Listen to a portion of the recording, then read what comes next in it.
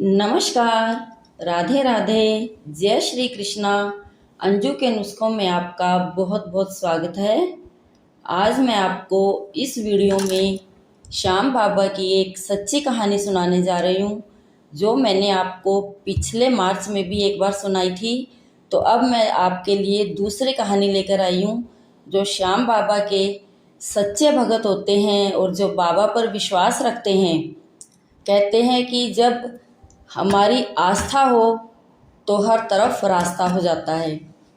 तो आस्था के साथ हम विश्वास के साथ जुड़ते हैं, और जो श्याम बाबा के सच्चे भगत हैं वो हारे के सहारे हैं, हारे के सहारे के नाम से जाने जाते हैं। तो वो हारे हुओं को ज़रूर ही पार लगाते हैं। तो इस कहानी में एक जो बिटिया है, उस बिटिया का नाम प्रिया है। प्रिया बिटिया जो नोएडा में मल्टीनेशनल कंपनी में काम करती है, और उसके मम्मी पापा मथुरा में रहते हैं। ये फैमिली जो मथुरा से नोएडा के लिए बेटी हर हफ्ते अपने घर जाया करती थी। तो जबकि इसके मम्मी पापा इनको इस बिटिया के लिए फ़ोन के ऊपर हमेशा श्याम बाबा के लिए कहते थे कि बेटा सुबह शाम पूजा किया करो और बाबा को अपने साथ रखा करो। तो बिटिया को भी इतना विश्वास था कि श्याम बाबा की वो जो वॉलपेपर था फ़ोन का, उस पर भी श्याम बाबा की फ़ोटो लगा के रखती थी, और सारी श्याम बाबा की ही पूजा सुबह भी करती थी और शाम को भी करती थी। वो उस कंपनी के साथ साथ वहाँ पर जिस दिन उसने अपने घर जाना था, उसने अपने मम्मी पापा को फ़ोन किया कि मम्मी मैं आ रही हूँ। लेकिन जबकि उसको उस कंपनी में बहुत ज़्यादा काम हो गया, उस दिन वो वहाँ नहीं जा पाई, अपने घर नहीं गई। ऐसे पूजा पाठ करते करते, मल्टीनेशनल कंपनी में काम करते करते उसको 6 महीने से ज़्यादा हो गया, और वो अपने घर मम्मी पापा के पास नहीं गई। तब उसके मम्मी पापा ने फ़ोन किया कि बेटा फागुन का मेला आ रहा है, हम सब बाबा के द्वार पर जाएंगे। तो बिटिया ने कहा कि मैं यहीं से ही पूजा कर लूँगी, बाबा से यहीं से प्रार्थना कर लूँगी कि मुझे टाइम नहीं लगेगा। तो उन्होंने कहा चलो उससे पहले, फागुन से पहले हम हरिद्वार नहाने के लिए चलते हैं, तो आप हमारे साथ वहाँ चलिए। तो उस बिटिया ने कहा पापा मैंने आपको पहले भी बताया है कि मेरे पास समय नहीं है, मुझे बहुत काम है, और बाबा तो हर दम मेरे साथ रहते हैं। आप ऐसे करिए, आप मम्मी और पापा दोनों स्नान करके हरिद्वार चले जाएं, स्नान के लिए चले जाएं। तो उसने क्या किया कि उसके मम्मी पापा हरिद्वार में स्नान करने के लिए चले गए। जब वो हरिद्वार चले गए तो उन्होंने वहाँ पे स्नान किया, सब कुछ पूजा विधि की। तो जब उन्होंने अपनी बेटी को फ़ोन करके बता दिया कि हमने स्नान कर लिया, हमारा सारा काम पूर्ण हो गया, अब हम वापस घर आ रहे हैं, तो तुम नेक्स्ट वीक अपने घर आ जाना हमसे मिलने के लिए। तो उस लड़की ने क्या कहा कि ठीक है पापा, अब मेरा काम भी पूर्ण हो गया, और अब हम आने के बाद हम फागुन मेले में बाबा के दर्शन के लिए खाटू धाम भी चलेंगे। तो वो हर पल बाबा की पूजा, हर पल बाबा को कहती रहती कि हर समय बाबा मेरे साथ हैं, बाबा मेरी मनोकामना पूर्ण करेंगे, बाबा मेरे मम्मी पापा के साथ हैं, बाबा हमारी यात्रा पूर्ण करेंगे। वो हर काम में बाबा बाबा बाबा बाबा करती रहती थी। तो जब उसके मम्मी पापा वापस आ रहे थे तो बस का उनकी का एक्सीडेंट हो गया। बस का एक्सीडेंट हुआ। इधर से बिटिया अपने मम्मी पापा को फ़ोन मिला रही, उसको कोई फ़ोन नहीं मिल रहा, मम्मी पापा का फ़ोन बंद आ रहा। उसने अपने जब घर पे फ़ोन, घर के साथ पड़ोसी को फ़ोन किया, पड़ोसी अंकल को उसने फ़ोन किया कि अंकल मम्मी पापा आए, घर जाकर देख के आओ, वो फ़ोन नहीं उठा रहे हैं। वो घर गए, उन्होंने घर जाकर देखा तो कह रहे कि ताला लगा हुआ है और घर पर अभी मम्मी पापा आपके नहीं आए हैं। तो उस बिटिया को टेंशन हो गई, चिंता हो गई कि मेरे मम्मी पापा कहाँ चले गए। वो अगले दिन ही बस पकड़कर अपने घर गई। अपने घर जाने के बाद उसने वहाँ पर देखा कि कोई नहीं है। उसके चाचे ताऊ बुआ फूफा मासी सब रिश्तेदार इकट्ठे हो गए। जब सभी रिश्तेदार आ गए तो उसने सबको बताया कि मम्मी पापा का कोई भी पता नहीं चल रहा है। सिर्फ ये सुनने में आया है कि एक बस का एक्सीडेंट हरिद्वार से आते हुए रुड़की में हो गया। तो एक्सीडेंट के बाद इधर तो ये 3-4 दिन तक बिटिया रोती रही, अपने मम्मी पापा के लिए फ़ोन करती रही, उन्होंने कोई फ़ोन नहीं उठाया।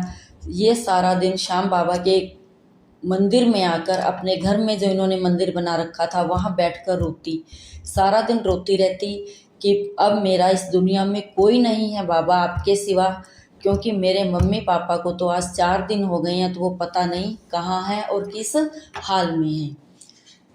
उधर रुड़की के हॉस्पिटल में इसके मम्मी पापा वहाँ पता नहीं कहाँ। इसने जब बस का एक्सीडेंट का पता किया तो ये रुड़की के हॉस्पिटल में गई।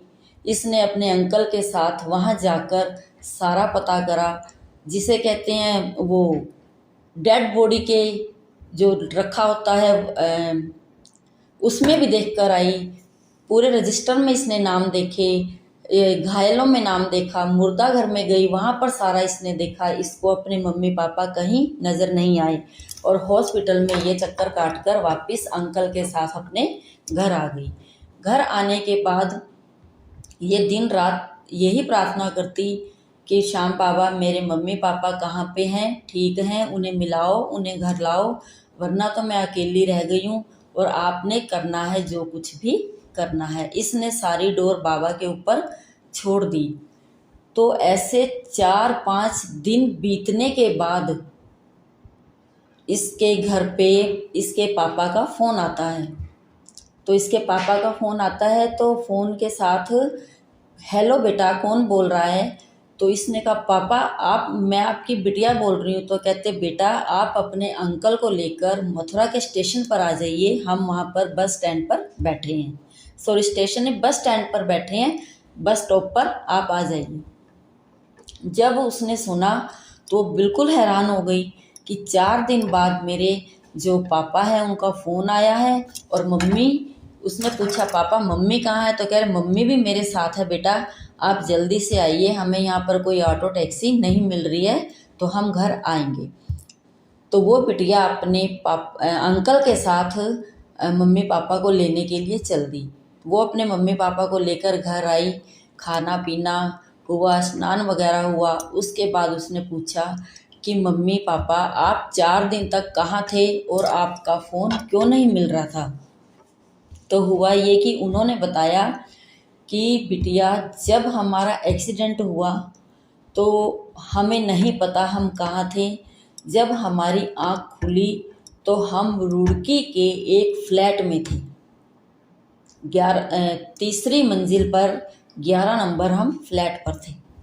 तो उन्होंने पूछा कि बिटिया ने पूछा कि मम्मी आप वहाँ पर कैसे पहुँचे। तो उन्होंने कहा हमें कुछ नहीं पता, हमारा एक्सीडेंट हुआ और फिर हमारी जब 1.5 दिन बाद 2 दिन बाद आँख खुली तो हम सीधे ऊपर कमरे में हमें मिले। कमरे में एक लड़का हमारी सेवा करता था, हमारा खाना पीना सब कुछ करता था, हमें वॉक करवा के लाता था। और उसमें जब हम वहाँ बैठे बैठे देखते थे कि उस फ्लैट के अंदर इत्र की जो खुशबू है चारों तरफ रहती थी, इत्र की खुशबू हमेशा रहती थी वहाँ पर। तो हम पूछते कि बेटा ये किस चीज़ की खुशबू आ रही है। तो वो हमें बताता कि उसमें एक श्याम बाबा का मंदिर बना हुआ है और उस मंदिर से लगातार घर के अंदर जो मंदिर बना होता है वो मंदिर बना हुआ, उसमें लगातार वो आती थी, खुशबू आती थी। तो हम तो ये देखते थे और इसलिए उस बेटे ने अब हमारे को इस बस में बिठा दिया और अब हम ठीक हो गए हैं पूर्णतया। तो अब हम यहाँ पहुँच गए हैं। तो उस बिटिया ने कहा कि पापा मैं 3 महीने तक वो बिटिया पापा के साथ सेवा करती रही, पापा के पास रही, वो अपनी कंपनी में भी नहीं गई। उसने कहा मेरी नौकरी छूटती है छूट जाए लेकिन मैं अपने मम्मी पापा को छोड़कर नहीं जाऊंगी। लेकिन कंपनी ने उसको नौकरी से नहीं निकाला। फिर वो 3-4 महीने बाद जब बिल्कुल ठीक हो गए, घर के अंदर माहौल सब बढ़िया हुआ, तो उसने कहा कि पापा मैं आपके साथ उस रुड़की वाले जो भैया हैं, अंकल हैं, जो भी हैं, मैं उनके पास जाकर उनका शुक्रिया अदा करना चाहती हूँ कि जिसने मेरे मम्मी पापा को मेरे पास दोबारा भेजा है, नहीं तो आप पता नहीं कहाँ होते। तो वो उन्होंने कहा कि हम चलते हैं। वो अगले दिन तैयार हुए, बस में बैठे और वो सीधा रुड़की पहुंच गए।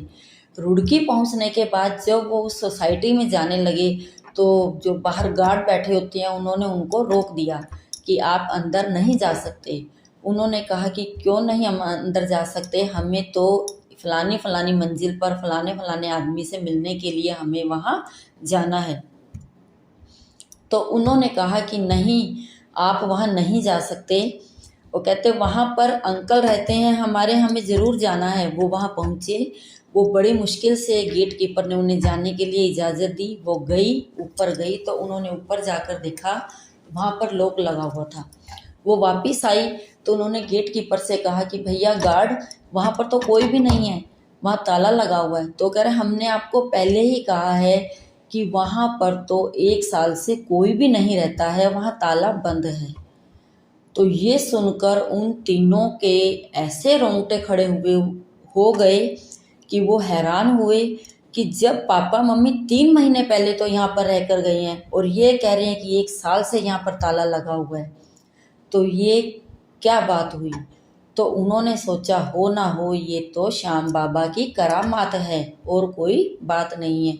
बोल हारे के सहारे की जय। तो उन्हें पता चला कि जो श्याम बाबा है वो ही मेरे मम्मी पापा की सेवा करके गए हैं। फिर वो दोबारा घर आई वापस और अपने मंदिर में बैठकर उसने बाबा का शुक्रिया अदा किया और कहा बाबा आपने जिस प्रकार से मेरे मम्मी पापा मुझसे मिलवाए हैं, मेरी आस्था को आपने पक्का रखा है, उसी प्रकार मैं आपसे प्रार्थना करती हूँ कि आप सब भक्तों की मनोकामना पूर्ण करें और सब के लिए अपना आशीर्वाद दें। और मैं आप 3 महीने बाद जो अपना ये फागुन मेला आ रहा है, मैं उसमें आपके दरबार पर ज़रूर पहुंचूंगी। बोलो बांके बिहारी लाल की जय, बोल खाटू नरेश की जय। यदि आपको ये मेरी कहानी अच्छी लगी हो तो चैनल को सब्सक्राइब करें, वीडियो को लाइक और शेयर करें ताकि वीडियो की नोटिफिकेशन सबसे पहले आप तक पहुंचे। राधे राधे, हरे कृष्ण।